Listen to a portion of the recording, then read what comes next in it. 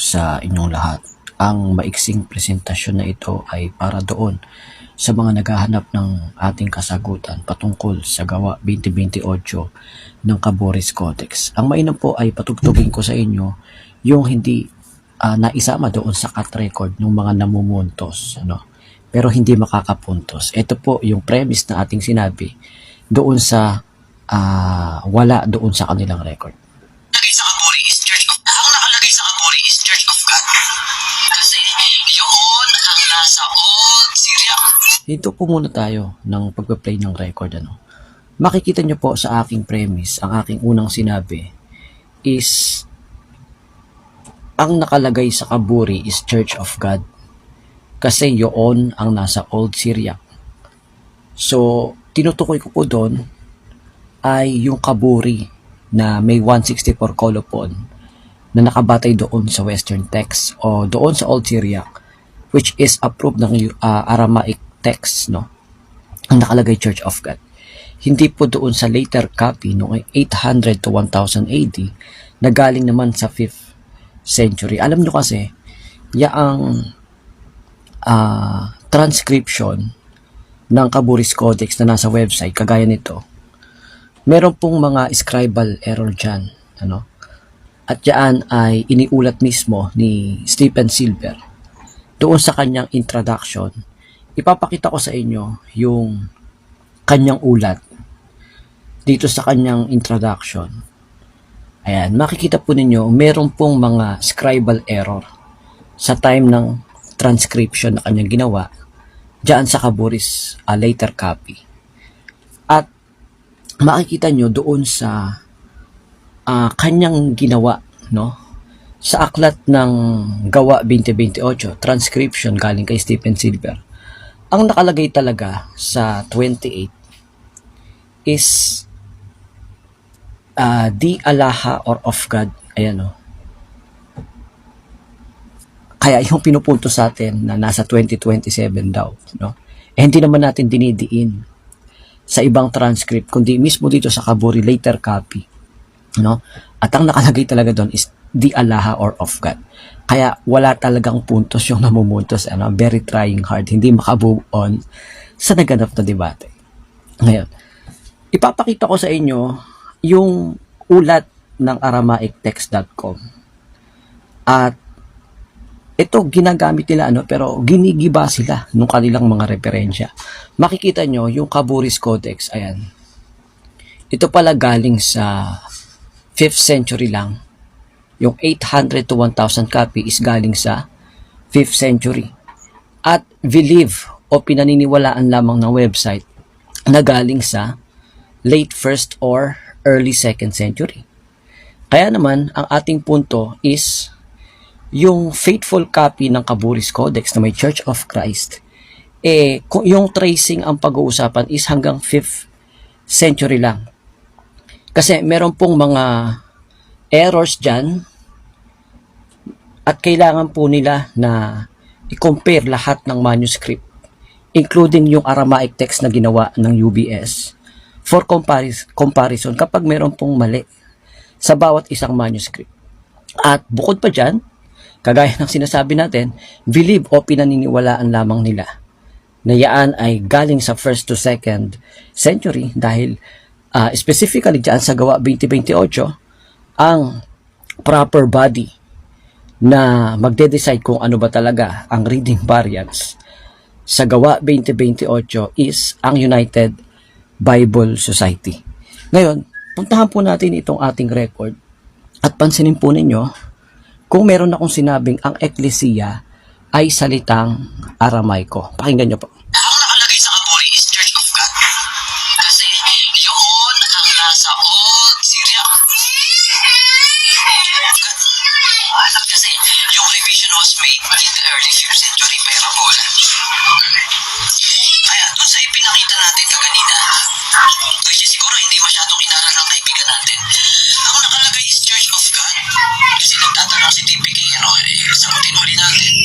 Ayan yung Kaburi, tignan mo, tignan mo ulit, TPK, kasi nagtatanong ka. Ayan yung Kaburi, ano nakalagay sa Kaburi? Ayan kung marunong ka magbasa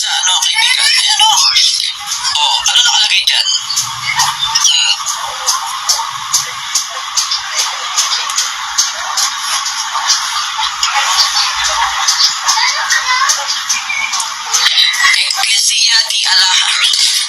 O, ibaba natin. Ayan, so hinto po tayo ng pagbabasa, ano. So wala po tayong sinabi na ang Ecclesia ay salitang Aramaiko. Wala na naman puntos. At given naman, pag sinabing Ecclesia, ang katumbas nun yung ente or church. So yung ipinupuntos nila sa atin is napakababaw. Wala pa rin talagang naipuntos. Very trying hard. Ngayon, ituloy po natin itong ating record. And this time, ang ipapakinig ko po sa inyo is ipapakita ko po yung picture naman nung hindi po na i-highlight doon sa cut record. At inyo pong pakinggan itong record na ito.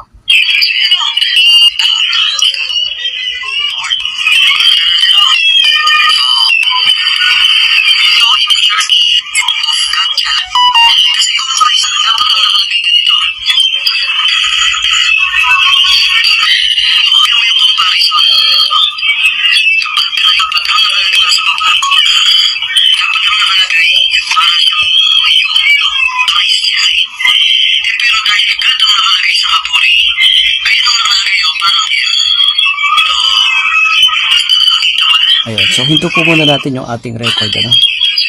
So maliwanag po dito sa ating ipinakita na ang inire-reiterate natin as comparison is yung spelling nitong di Alaha sa Mexica. Yung di Alaha is parang M, yung Mexica is parang U. At comparatively speaking, pareho po yung spelling dito naman sa right document natin, no, yung di Alaha. Kaya makikita nyo, wala naman tayong sinusulat na ente or church doon. At makikita nyo sa bottom ng ating document, wala naman talagang nakalagay na ente. Dahil ang pinatutunayan lang natin sa later copy is yung di Alaha or of God. Pero ang nire-raise po natin dito is Church of God doon sa Aramaic text ng UBS na nakabatay doon sa Old Syriac at doon sa Kaburi 164. Kaya malinaw po yung ating stand, yung Kaburi 164 na nakabatay sa UBS Aramaic text at sa Old Syriac, ang nakasulat po doon is Church of God. Ayan po, makikita nyo. Church of God, ayun po yung Aramaic text. Ito kasi ay later copy na lang, ano, itong Kaburi's Codex na produkto ng revision ni Ravola.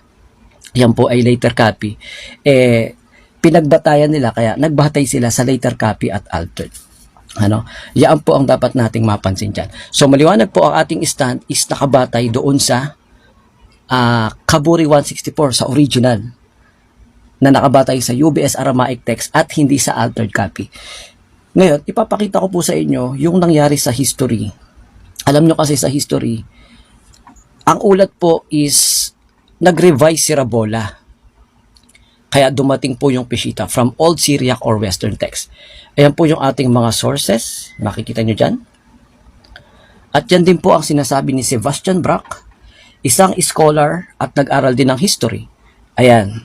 So ginagamit nila yan pero hindi nila binubuo sa konteksto. Puntos na naman sa kanila yan. Walang puntos sa atin. So ayan, Peshitta, mid-5th century, maliwanag. Kaya yung claim nila, nire-reject po ng mga academic scholars. Ano? Yung claim ni Lamsa. Ayan. Basahin po ninyo. Kaya hindi totoo na ang Lamsa is galing doon sa Peshitta text. Na which is, yung Peshitta text is originally from Greek. No. Yan po ay revision. Ayan. Nire-reject siya ng mga academic scholars. Kasama si Sebastian Brack at itong si Bruce Metzger. Ayan. Kaya ang hatol ng UBS, ang tamang reading variant sa gawa 2028 ay Church of God. Kaya superseded pa rin. Superior pa rin yung Codex Sinaiticus at Vaticanus na naisulat naman ng 4th century. Kaya doon sa mga naghahabol, better luck next time. At galingan ninyong mamuntos, tiyakin yung sa susunod makakapuntos kayo. So nananatili, hulog pa rin sa kumunoy ang argumento ninyo patungkol sa bagay na ito.